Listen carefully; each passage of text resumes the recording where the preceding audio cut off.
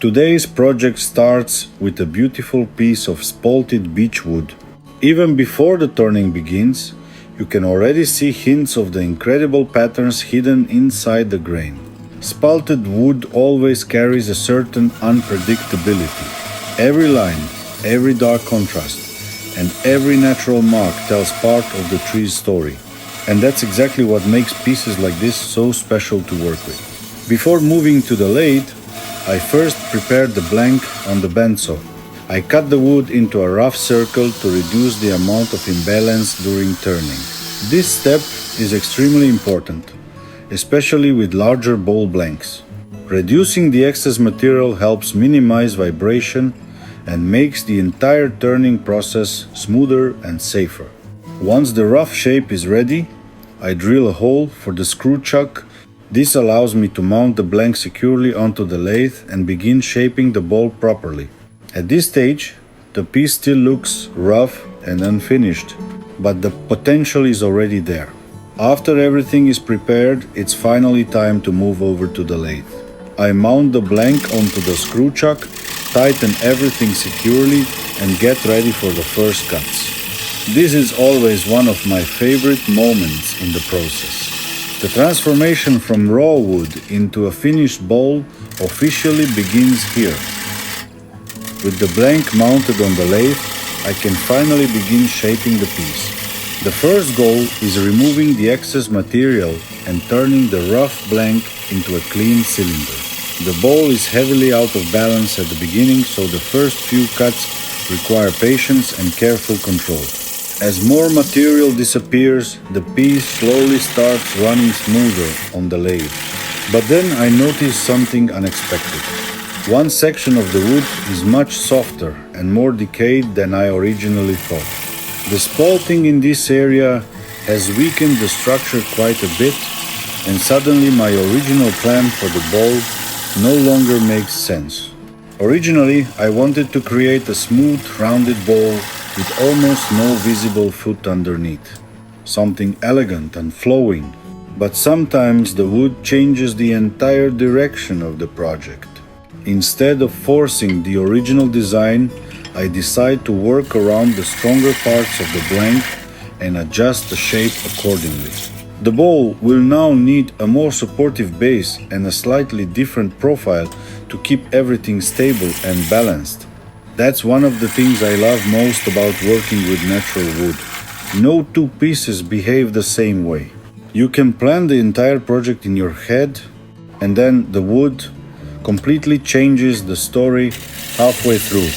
As I continue refining the outside of the bowl, I have several different shapes in mind. But in projects like this, the final design is never decided only by me. The wood itself slowly guides the direction of the piece. Every weak area, every spalting line, and every natural curve influences the final form. Instead of forcing a shape that doesn't belong to the wood, I try to work together with the material and follow what feels natural for this particular blank. The new plan is to leave a slightly larger foot underneath the bowl for extra support and stability. From there, I want the profile to flow upward into a soft S-curve shape. I always enjoy creating curves like this because they give the bowl a more elegant and organic appearance. The shape feels lighter, more refined, and much more dynamic once the lines begin flowing together properly. And now I'm curious what you would choose. Would you prefer a more aggressive modern shape or something softer and more natural like this? Let me know in the comments below. Little by little, the bowl starts finding its final identity. Now I start refining the upper portion of the bowl and shaping the main flowing curve of the profile. Originally, I only planned to add a small detail beneath the rim, just a subtle indentation to break up the shape slightly and give the bowl a bit more character. But once I started cutting that line into the wood, it simply didn't feel right. The shape looked too interrupted and didn't flow naturally with the rest of the bowl. So instead of keeping that small detail, I decided to completely change the direction of the curve. Rather than creating separate lines, I wanted the entire profile to flow smoothly from the rim all the way down into the foot of the bowl. This is one of those moments where small changes make a huge difference.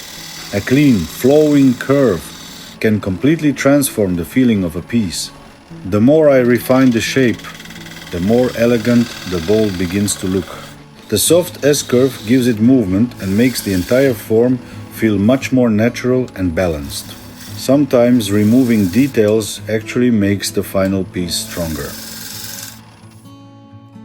Because some areas of the wood have become extremely fragile, I decide to strengthen them before continuing any further. For this, I use lignoseal, a stabilizing treatment that helps harden weakened wood fibers and make the surface much more stable during turning. Without reinforcement, these softer sections could easily break apart or cause heavy tear out while shaping the bowl. The difference after applying it is immediately noticeable. The wood becomes more solid, the tools cut cleaner, and the surface starts responding much better during turning. Later on, I'll also apply this treatment across the entire bowl. Not only does it strengthen the wood, but it also improves the overall cutting experience significantly. The tools glide more smoothly, and there's far less tearing in difficult grain areas. Especially with heavily spalted wood like this, that can completely change the quality of the final surface. Sometimes projects like this are less about forcing the wood and more about understanding how to work together with it. Now I go over the entire surface with a pointed scraper to refine the shape even further and improve the finish before sanding. This step is especially satisfying on wood like this because you can immediately feel how much the surface has changed after stabilizing it. Earlier, some parts of the bowl were far too soft and fragile for clean finishing cuts. But now, the wood has hardened just enough to allow the scraper to work properly across the surface. You can probably already see the difference here. The cuts become cleaner, the torn grain is reduced significantly, and the surface starts looking much more refined even before sanding begins. A good scraper finish can save a huge amount of sanding later on, especially with heavily figured or spalted wood. And honestly, moments like this are one of my favorite parts of the entire process. When the shape is finished, the curves finally flow together properly, and the surface starts becoming smooth and clean. That's when the bowl truly begins coming to life. With the final shape complete, I move on to sanding the entire outside of the bowl. I gradually work through the grits until reaching 320 grit, refining the surface and removing the last small imperfections left from the turning process. This part always takes patience, especially with spalted wood. The grain changes direction constantly, and every area reacts differently under the sandpaper. But slowly, the surface begins feeling smoother and more refined with every pass. Once the sanding is finished, it's time for one of my favorite moments in the entire project, applying the finish. For this bowl, I'm using our own pipeyawood finish made from carnauba wax and tung oil. The moment the finish touches the wood, the grain immediately comes alive. The contrast becomes deeper, the spalting lines grow richer, and all the hidden details inside the wood suddenly become much more visible. This is always the moment where the true character of the bowl finally reveals itself. And if you'd like to try this finish yourself, you can also find it on our website. The link is displayed in the top right corner of the video, and I'll also leave it in the description below. Now that the outside of the bowl is finished, it's time to focus on the interior. I begin the hollowing process and slowly start removing material from the center of the bowl. This is usually the part where the piece really starts transforming from a simple shape into a true bowl. For the majority of the hollowing, I'm using a 16mm ball gouge. It allows me to remove material efficiently while still maintaining good control inside the bowl, but for certain areas, especially while refining the curves of the interior, I switch over to a 12mm spindle gouge that I've sharpened with a different grind angle specifically for this kind of work. That modified angle makes it much easier to shape the inside smoothly and reach certain areas more comfortably without the tool fighting against the curve. Little by little, the interior begins matching the flowing shape of the outside profile. That balance between the inside and outside curves is extremely important to me when making bowls like this. Once the hollowing is complete, I make the final refining passes and then use a rounded scraper to smooth the entire interior surface before sanding.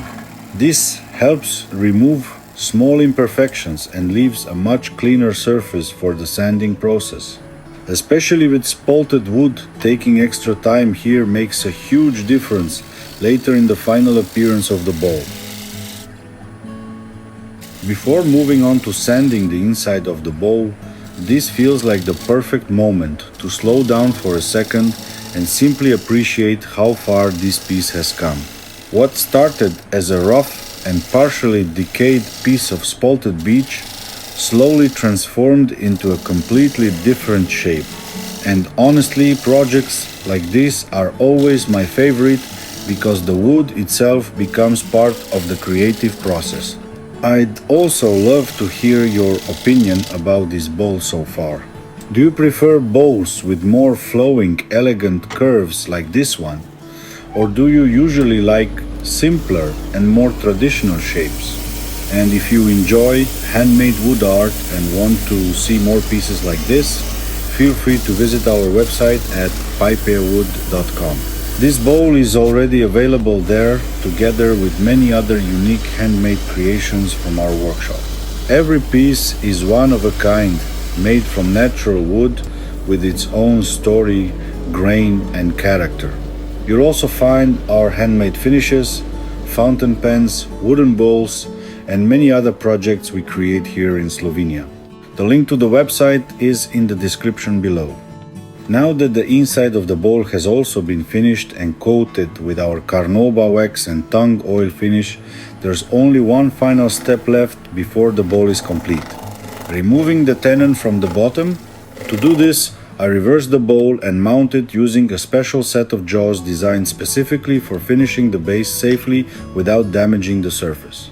This part is extremely important because the bottom of the bowl has a huge impact on the overall appearance and balance of the final piece. I begin refining the foot and removing the last remaining material left from the mounting process. At the same time, I carefully work on the transition lines so the entire profile flows naturally from the rim all the way down into the base.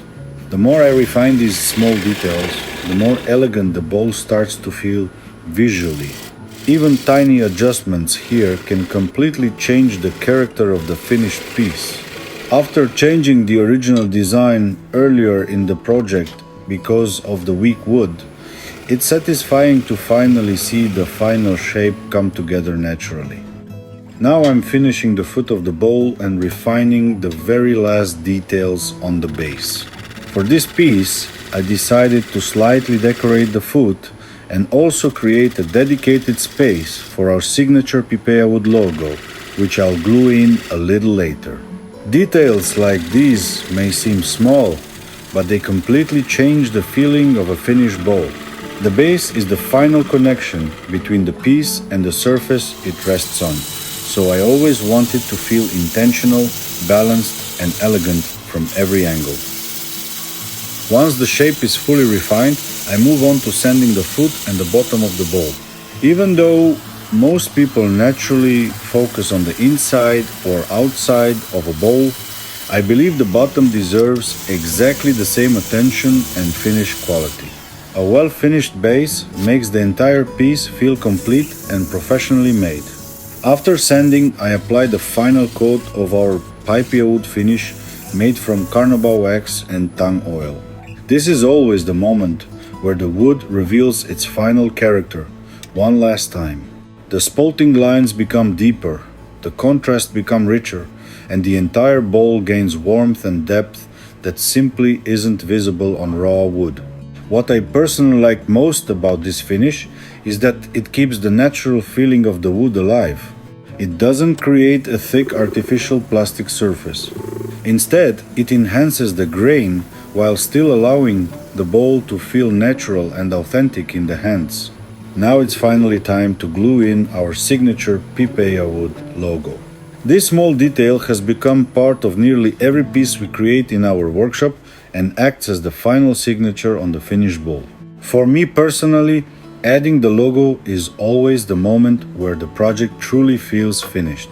If you'd like to own this bowl, it is already available on our website together with many other handmade wooden creations from our workshop. You can find the link in the description below, and it's also displayed here in the video. And if you enjoy handmade wood turning projects like this and want to support our work, subscribing to the channel truly helps us continue creating more videos like these.